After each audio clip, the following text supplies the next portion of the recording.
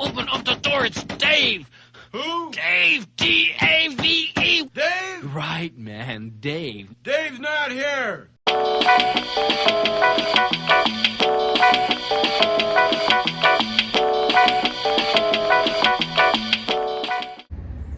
The family and I went on a little vacation up to Whistler, up in British Columbia.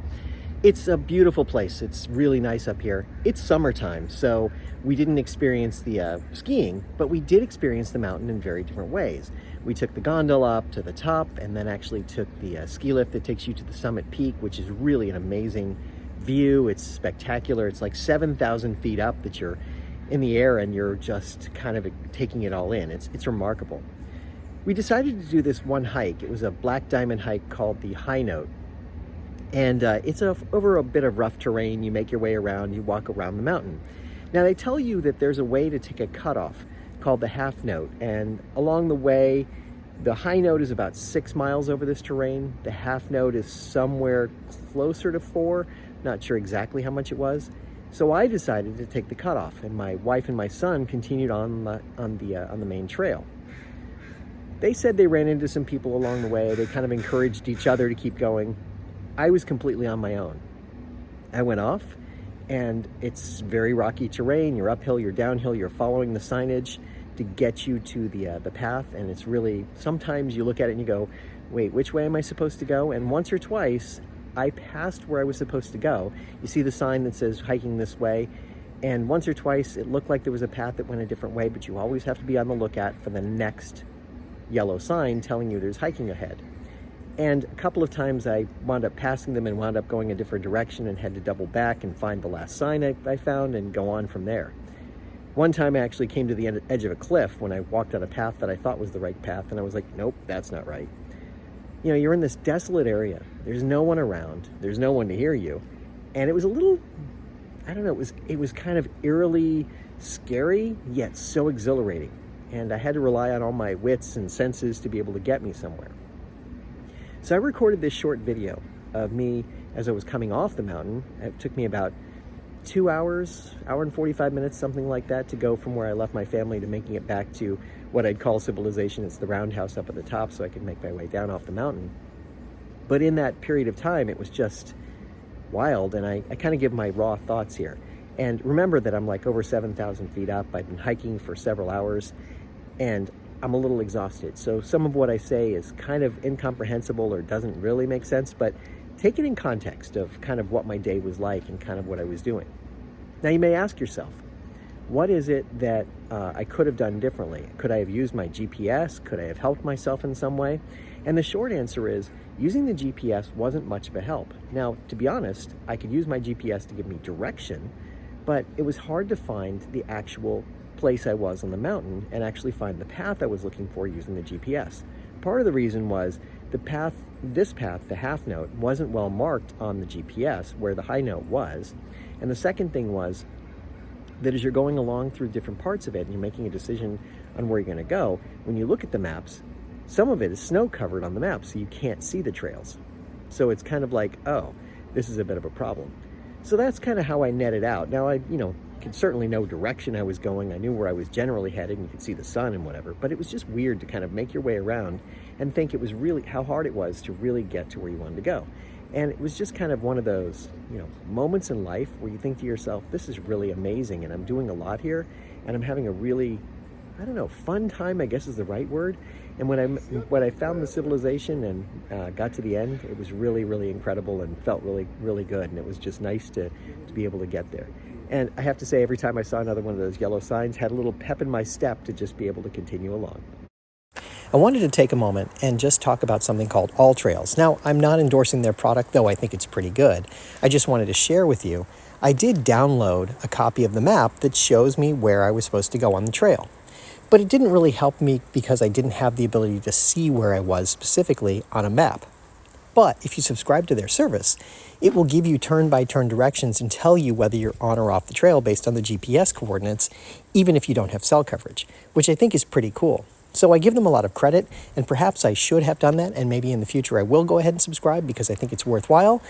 Even though it costs a little something, it probably would have been great for peace of mind. We went on this one hiking trail, and it was a really amazing hiking trail. It went up, and it was a very rocky terrain thing that went around, and it was about 5 miles all the way around. But at about 2.5 miles, you could take a cutoff and go over to another shortcut to make it back a little quicker. And so I decided I'm going to leave the family. I'm going to go on my own and go ahead and take the shortcut, which turned out to be, well, maybe not so short after all.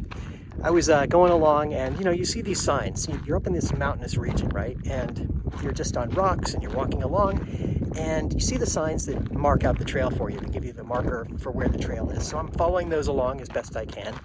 And then at one point, I'm going along and I think I'm following the trail, but I don't see any markers anymore. And then all of a sudden, there's just a cliff.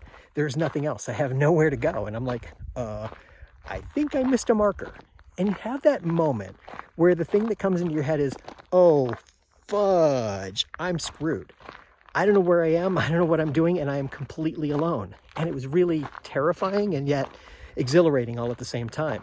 And this is where all the things that you learn in life, when I went through Boy Scouts, things my dad taught me, things I read in books, things I saw on TV, all these things come back to you, and you start thinking, okay, I've got to backtrack. I've got to keep my wits about me, and I've got to keep calm.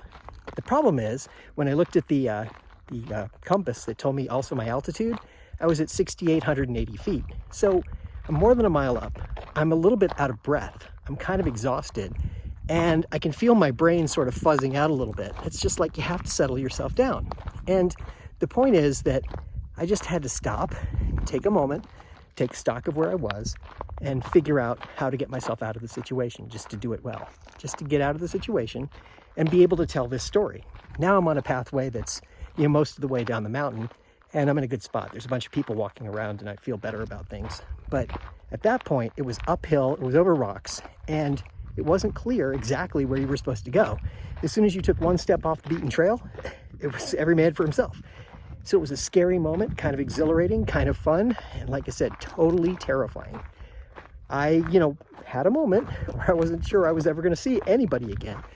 Am I going to have to call for help? What am I going to have to do here? And I'm only telling this story because it's just something that was so remarkable. You have these moments in life sometimes that put you in a situation where you have to really fend for yourself in a way. You have to really think outside of everything that you would normally know in a comfortable life of living, in your home and driving your car and whatever. Now you're in a different space. So I just wanted to tell that story because it was really, really amazing. And hey, I live to tell about it. It's all good. As crazy as it sounds, it's the indomitable human spirit, right? It's that moment when you think to yourself, what am I doing here? How do I get out of this situation? I want to live to tell this story. I want to tell people about it. Look, I don't think I was in any real danger, but for a few moments when you're lost and you don't know where to go and all you see is wilderness, you don't think that way. And again, a little bit of oxygen deprivation going on there, and you start to feel like, what am I doing? Where am I? What am I? You start to get a little panicky, and that's where you have to stop and remember everything you know. Keep your wits about you. Stay calm. You can get out of this. Use your GPS. I had my phone and I was getting GPS signals. Use anything at your disposal. Go backward if you have to figure out where you were. I texted my brother. I texted my family. I was just texting with them to just kind of keep myself motivated. And I found that when I was walking along, every time I'd see another one of those yellow signs that would tell me I was back on the trail, I'd be like, okay, a little pep in my step, because at least I know I'm going the right way, even though it was uphill and it was rocky and it was difficult. And I'd be like, oh, no more uphills, please. I've had enough. It's just crazy. But anyway, it was a good story. Happy ending in that sense. I'm back. I'm about to head back to the gondola and head down the mountain and enjoy the rest of my evening. But it was just kind of a crazy moment where I felt like, what am I doing and where do I go from here? Just wanted to share with you. Have a great day. What's your point, David?